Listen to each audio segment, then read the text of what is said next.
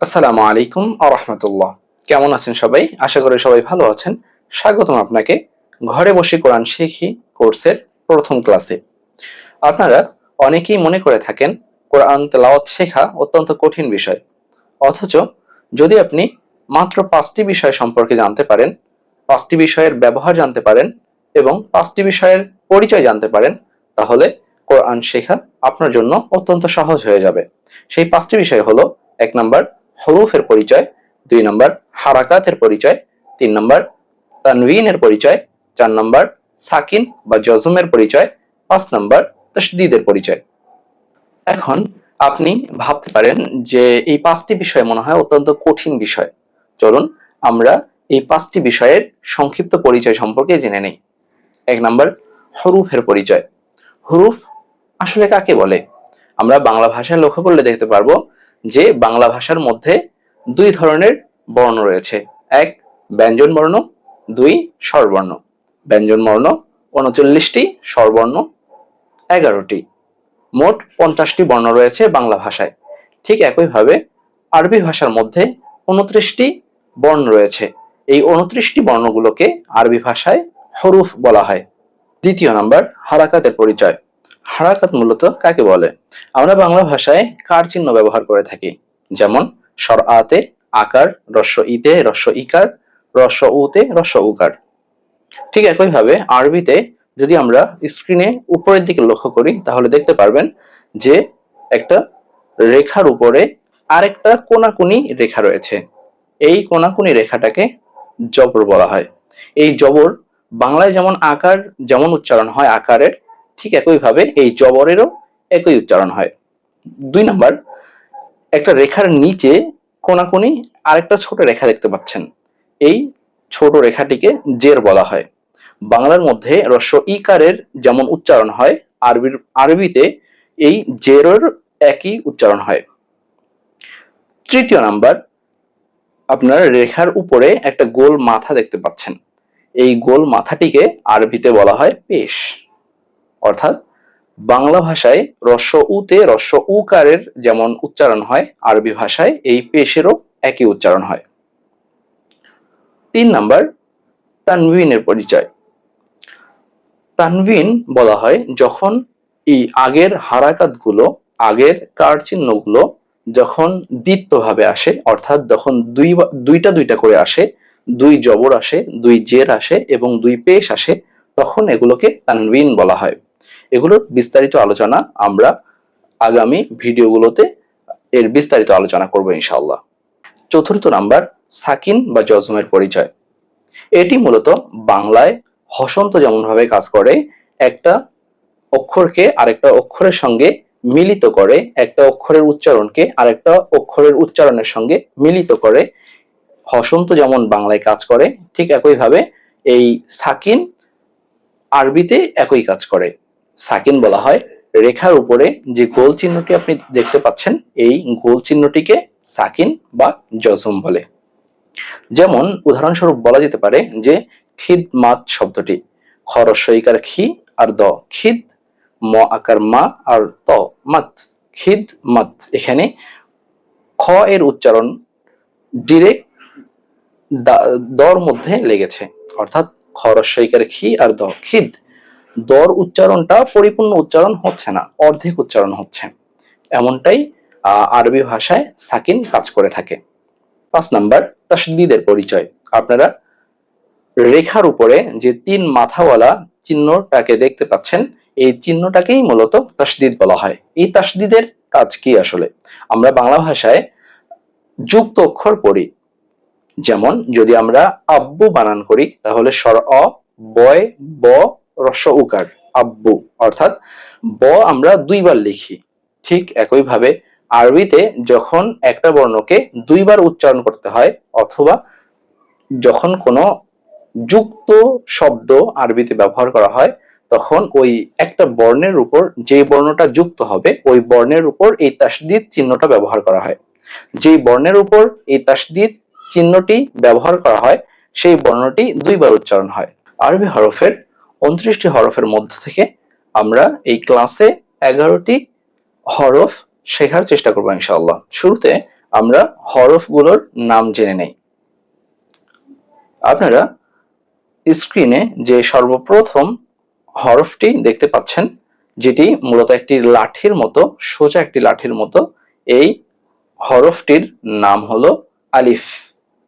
আলিফ, আলিফ। এরপরে যে চিহ্নটি রয়েছে নৌকার মতো দেখতে, কিন্তু নিচে একটা ফোঁটা রয়েছে, এই ফোঁটাকে আমরা ফোঁটা বলবো না, বরং এই ফোঁটাকে আমরা নুক্তা বলবো। অর্থাৎ নৌকার মতো দেখতে এই হরফটা এবং নিচে একটা ফোঁটা, এই হরফটার নাম হলো বা। বা। ঠিক একই রকম পরের অক্ষরটি যে নৌকার মতো দেখতে, উপরে দুইটা ফোঁটা, অর্থাৎ উপরে দুইটা নুক্তা, এই অক্ষরটির নাম হলো তা। তা। তা। ঠিক একইভাবে নৌকার মতো দেখতে এটাও, কিন্তু একটু পার্থক্য হলো যে এই নৌকার উপরে তিনটা নুক্তা রয়েছে, অর্থাৎ এই অক্ষরের নাম হলো সা। সা। সা। এরপরে অক্ষর হলো যেটা মূলত একটু বাঁকানো, যেটা একটা বাটির মতো, যে বাটির নিচে একটা ফোঁটা রয়েছে, অর্থাৎ এই অক্ষরটার নাম হলো জিম। জিম। জিম। এবং তার পরের অক্ষরটি যে যার মধ্যে কোনো ফোঁটা নেই, শুধুমাত্র একটা বাঁকা রেখা, অর্থাৎ একটা খালি বাটি। আপনারা ধরতে পারেন যে একটা খালি বাটি যার মধ্যে কোনো ফোঁটা নেই, যার মধ্যে কোনো নুক্তা নেই, এই অক্ষরটির নাম হলো হা। হা। হা। হা না, একদম মুখ খোলা রেখে হা না, একটু চিপায়, অর্থাৎ হা। আচ্ছা, এর পরে যে অক্ষরটি রয়েছে, যে অক্ষরটি একই মতো দেখতে, কিন্তু এর উপরে একটা নুক্তা রয়েছে, এই অক্ষরটির নাম হলো খ। খ। খ। এরপরে যে অক্ষরটি রয়েছে সেটা একটা বাঁকা রাস্তার মতো, অর্থাৎ বাঁকা রাস্তার মোড় যেমন হয়, ঠিক একইভাবে এই অক্ষরটাও বাঁকা রাস্তার মতো, এই অক্ষরটির নাম হলো দাল। দাল। দাল। এরপরের যে অক্ষরটি রয়েছে এটা হলো বাঁকা রাস্তার উপরে একটা ল্যাম্পপোস্ট ধরা যায়, অর্থাৎ বাঁকা রাস্তার মোড়ের মধ্যে যেমন ল্যাম্পপোস্ট থাকে, লাইট থাকে, ঠিক একইভাবে বাঁকা রাস্তার উপরে একটা নুক্তা রয়েছে, এই অক্ষরটির নাম হলো জাল। জাল। জাল। এরপরে অক্ষরটি হলো যেটা মূলত একটা উড়ন্ত পাখির ঠোঁটের মতো দেখা যায়, যেই ঠোঁটটার নাম হলো র। র। র। এরপরের অক্ষরটা হলো যেটা ঠোঁটের উপরে একটা চোখের মতো দেখা যায়, অর্থাৎ একটা নুক্তা রয়েছে, এই অক্ষরটির নাম হলো জা। জা। জা।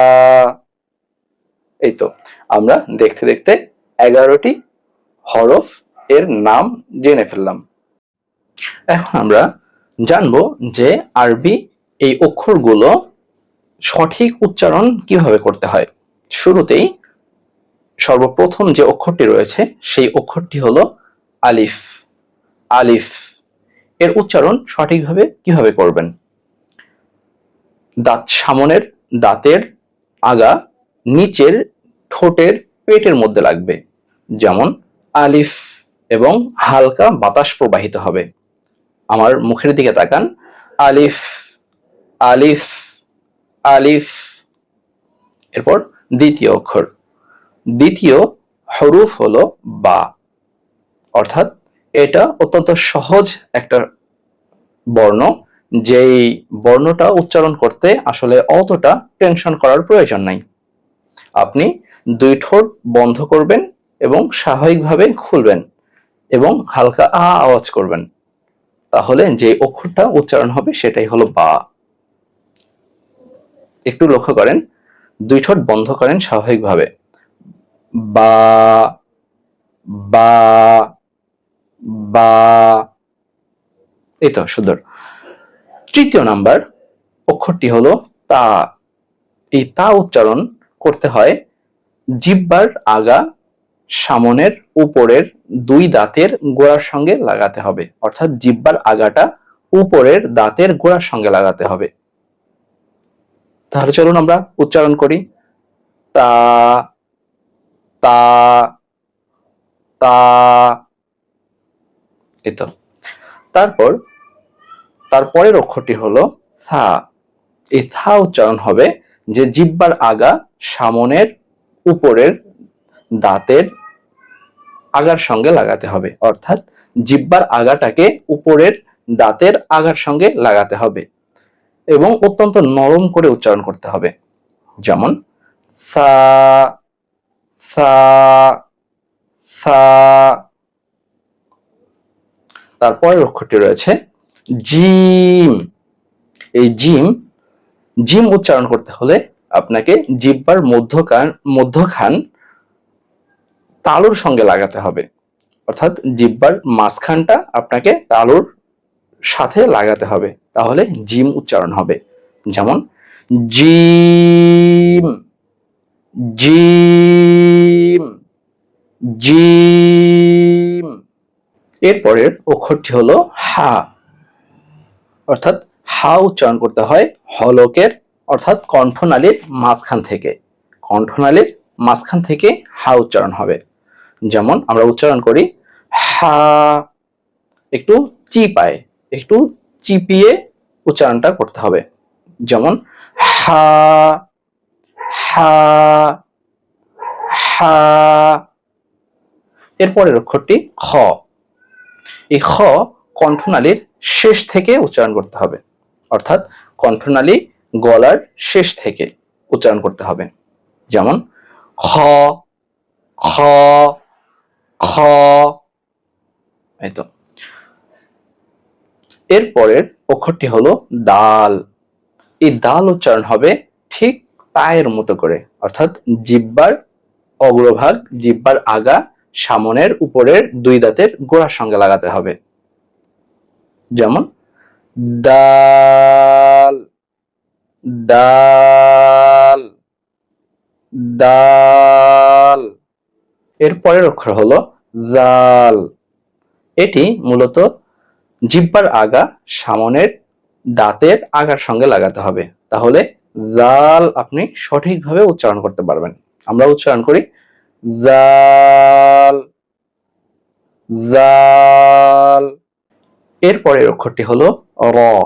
এই র উচ্চারণ করতে হবে জিহ্বার আগার কিনারার পিঠ উপরে তালুর সঙ্গে লাগাতে হবে।